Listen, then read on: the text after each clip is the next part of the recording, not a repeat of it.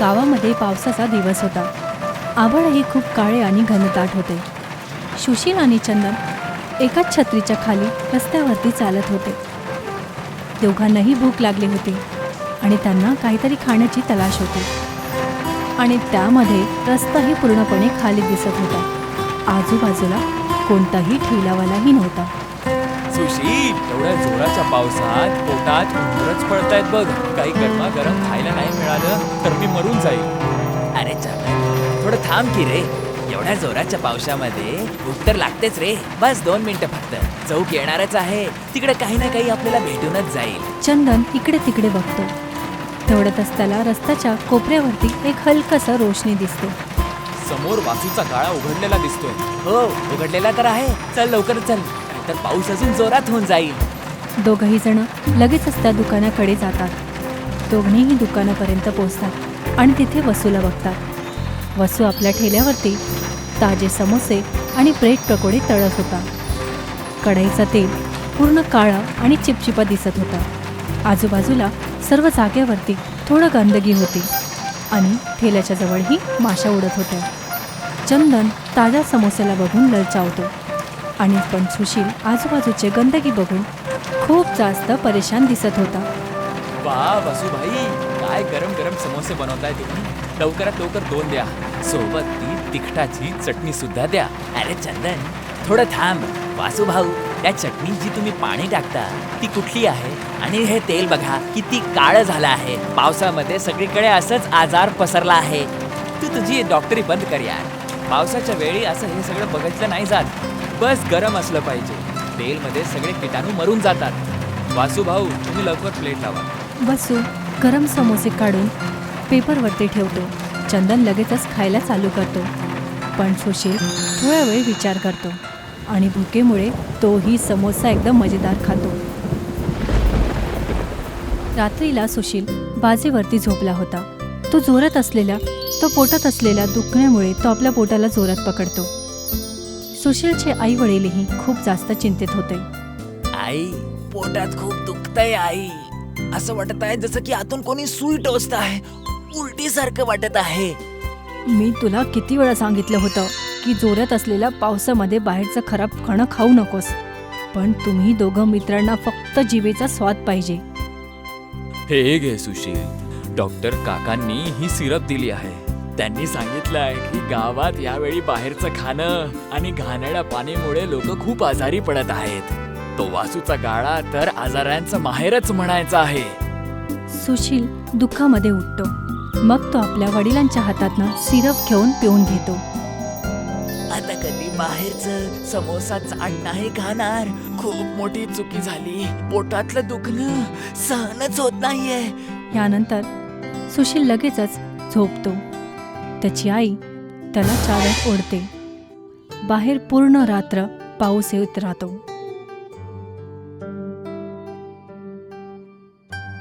दुसऱ्या सकाळी पाऊस थांबतो. पण पूर्ण बाजार आता भिजलेला आणि किचडने भरलेला दिसत होता.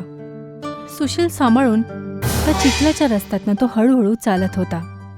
तेवढ्यातच त्याला चंदन एका बेंचवरती बसलेला दिसतो. चंदन दुःखामुळे आपला पेट धरून बसलेला होता. त्याची हालत सुशीलपेक्षाही जास्त खराब झालेली होती. काय झालं चंदन? तुझी तर परिस्थिती माझ्याहून वाईट वाटत आहे. नको विचारूस. काल रात्री 10 वेळापासून मी वॉशरूमला गेलो. डॉक्टरने ड्रिप चढवायला सांगितलं होतं, पण मी औषधांनी काम चालवलं. तर कालचा समोसा तर विषच निघालं यार. मी कालच बोललो होतो, ते तेल आणि पाणी खूप दूषित होतं. पावसात मासे सगळीकडे घाण पसरवतात. पण आपल्याला फक्त स्वादच हवा होता. स्वादच्या चक्करमध्ये मी मृत्यूशी भेटून आलो. पण यार, अशा वेळी काहीतरी चटपटा आणि गरम गरम खायचं तर इच्छा होतीच रे. असं काय खाऊ शकतो जे साफ सुद्धा असेल आणि वातावरणाची मजा सुद्धा घेता येईल. हे तर मी पण विचार करत आहे. बिना तेल आणि घाणेरड्या पाणीने असं काय असू शकतं? चल काहीतरी बघून येऊयात आपण. आज तर पोटाला आरामच द्यायचा आहे. सुशील चंदनला सहारा देऊन आणि त्याला हळूहळू घराकडे घेऊन निघून जातो. संध्याकाळी सुशीलचे वडील स्वयंपाकघरामध्ये गॅसवरती काहीतरी शिजवत होते.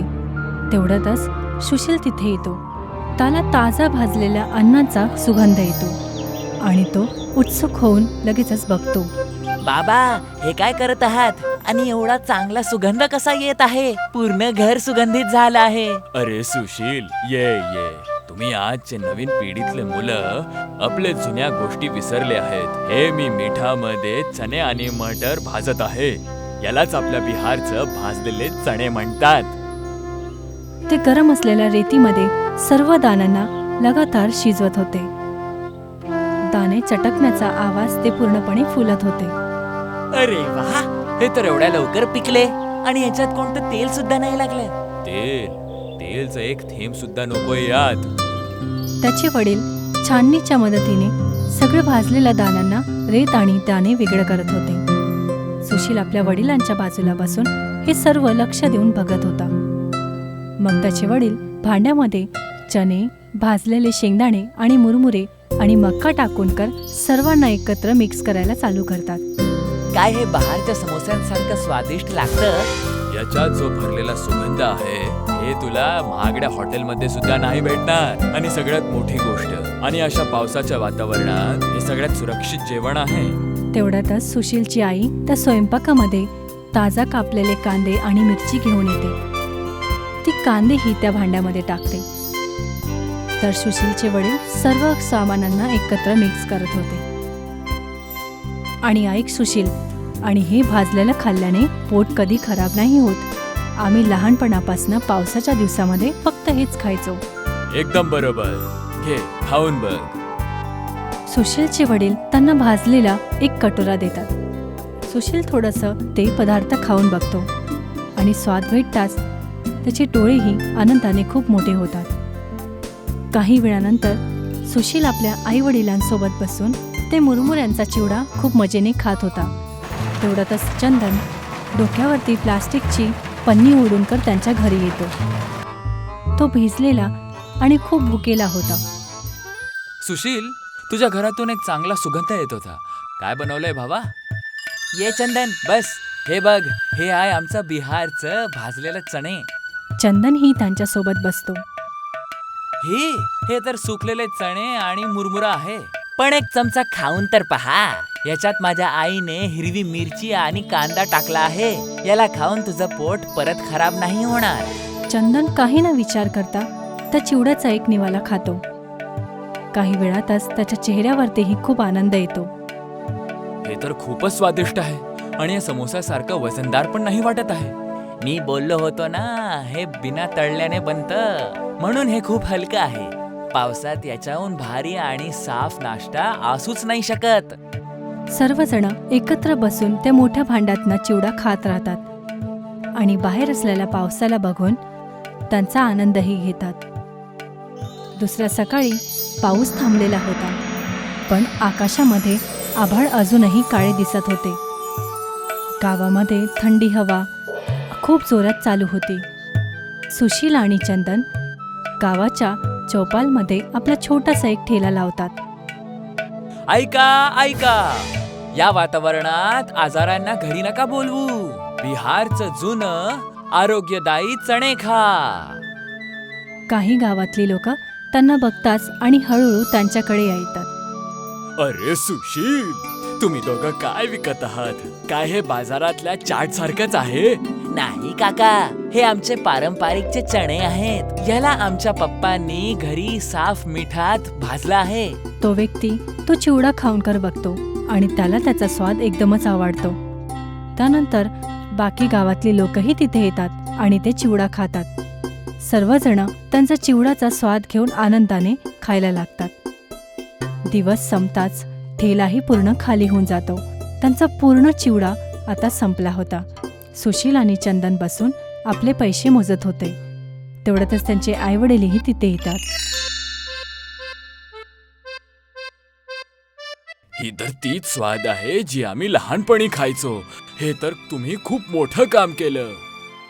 बाबा, आई, बघा, आज सगळे चणे संपून गेले. गावातले लोक बाजारातला समोसा सोडून आमच्याकडे येत आहेत.